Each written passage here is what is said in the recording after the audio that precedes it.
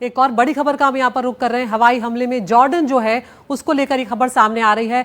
Jordan को भी नुकसान की खबर हवाई हमले में सामने आई है। कई मिसाइल और ड्रोन ने जॉर्डन में भी हिट किया है।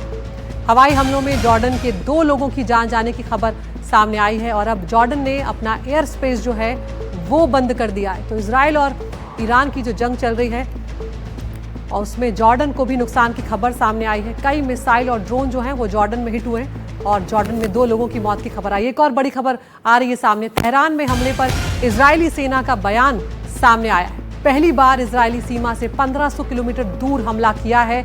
ये इजरायली सेना की तरफ से बयान सामने आया है। उन्होंने कहा है कि इजराइल ने रात भर तेहरान पर हमले किए हैं।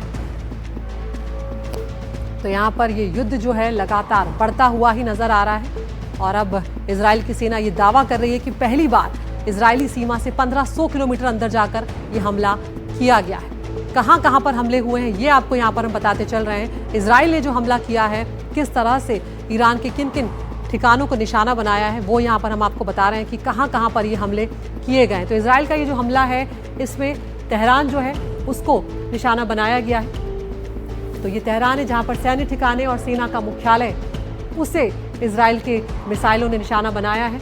ईरान ने उसके बाद जवाबी हमला दिया है। तेल अवीव में जो सैन्य क्षेत्र है और आईडीएफ का मुख्यालय है उसको निशाना बनाया गया है ईरान की तरफ से।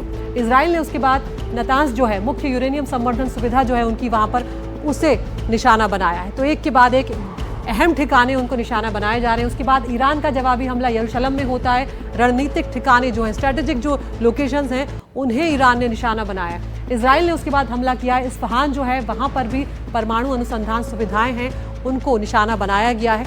और उसके अलावा जब ईरान ने जवाबी हमला किया है तो जो रिहायशी इलाका है, रमाद का जो आवासीय क्षेत्र है, उसको ईरान की तरफ से निशाना बनाया गया है। तो इस तरह से इजराइल ने जब हमला किया है, अगला हमला फोर्डो भूमिगत परमाणु संवर्धन सुविधा जो है वो किया गया। तो ईरान पर जो हमले इजराइल की तरफ से किए गए हैं, ज़्यादातर जो उनके परमाणु सुविधाएं हैं उनको इजराइल ने निशाना बनाया है।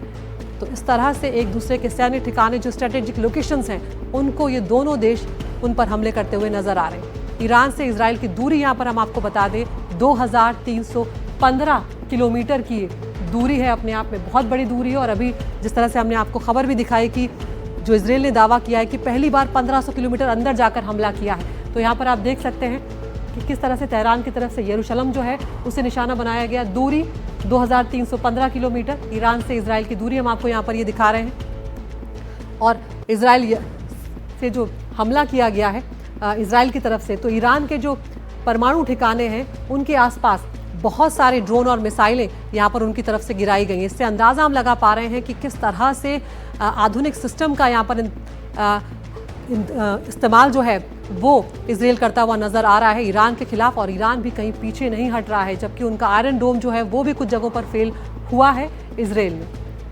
तो यहाँ पर जॉर्डन, सीरिया और लेबनान जो है ये सब यहाँ पर प्रभावित नजर आए हैं इस पूरे हमले को लेकर।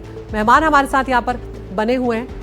डॉक्टर वायल अब्बास साहब के पास मैं जाऊंगी। अब्बास साहब, ये जो बात अब इजराइल की तरफ से की गई है कि पहली बार हम 1500 किलोमीटर अंदर तक गए हैं, 2315 किलोमीटर के आसपास की दूरी है, इसका मतलब जिस तरह से अभी आप भी कह रहे थे कि ये अभी और बढ़ता हुआ नजर आ रहा है? बढ़ता नजर बिल्कुल है, क्योंकि जब तक इजराइल में उन्होंने सिर्फ एरोप्लेन यूज नहीं किया था, उन्होंने रॉकेट लॉन्चिंग भी किया था, इंटरनल अटैक भी करा दिया था, मतलब काफी कॉम्प्लेक्स ऑपरेशन शुरू किया था। वो सोच रहा था ये सरकारी घर जाते, इसलिए उन्होंने पूरा मतलब ये 8 महीने के लिए, जो इजराइल प्रेस भी कह रहे हैं, 8 महीने के अंदर उन्होंने काफी प्लान भी किया था और ये सरप्राइज अटैक भी करा दिया था। सोच रहा था ये तोड़ने के लिए तैयारी। आप देख लो, जब तक सीरिया बिल्कुल तोड़ दिया था, सीरियन एयर डिफेंसेस बंद है और नॉर्थर्न ऑफ इराक अमेरिकन कब्जा है, तो इसलिए तो जाने के लिए अगर आपकी निशान लगाना पड़ेगा ऊपर जाना। सीरिया क्या ऊपर है, नॉर्थर्न पार्ट ऑफ सीरिया और नॉर्थर्न पार्ट ऑफ इराक, जिसके अटैक किया। और अमेरिकन खुद ट्रूप उन्होंने ज्वाइन भी करा दिया था। अभी तक फिलहाल किसी के एडजस्ट मतलब ये एनालाइज नहीं किया कितना अमेरिकन इन्वॉल्वमेंट है और कितना ब्रिटिश इन्वॉल्वमेंट इस युद्ध चल रहा था, क्योंकि अभी तक शुरू से है। क्योंकि अभी मतलब ये काफी दिन नहीं हुआ था, देखना जाते अगले दिन में और काफी 1 हफ्ता। इजराइल सोच रहा था 2 हफ्ते